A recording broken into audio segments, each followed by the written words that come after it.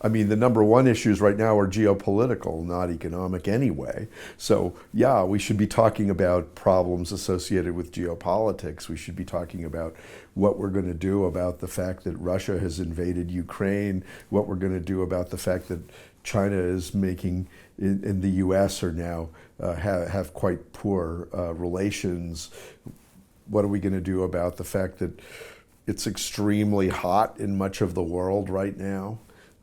So I think that there are a lot of other problems. I mean, inflation seems like inflation's a big problem for people on a day-to-day basis, but it's not a very, it shouldn't be, and I don't think it is a very important medium-term problem.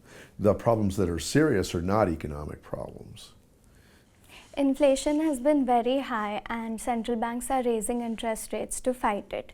However, in certain cases like the US, UK and Korea, this monetary policy tightening is affecting the financial stability.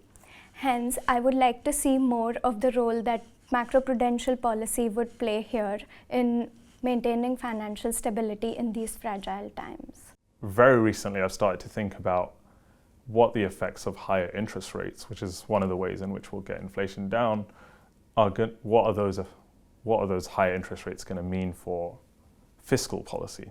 So we saw very recently, I think yesterday, the UK gilt having its highest yield since 2007.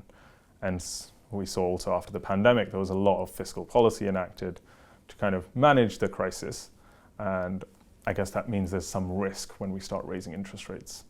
I think more on the positive side, if we were to see more of the information that kind of like encourages young people or the youth to get into the entrepreneurship spaces and also get into business, and also kind of like see a lot of where you can actually go to get information and get funding. So I think that's more on the positive side as well. And another thing that I'd like to see more of on the news, besides the inflation rates, I think I'd also like to see more information being shared about like the mental health of our people. But there are technological issues now which they haven't had to deal with in the past. So the whole issue around stable coins and cryptocurrency, and whether there should be central bank digital currencies and what those should look like, those are really interesting, very intellectually interesting questions to ask. And of course, from the central bank point of view, they've no history of interacting with retail payments, so they have to learn a lot there too.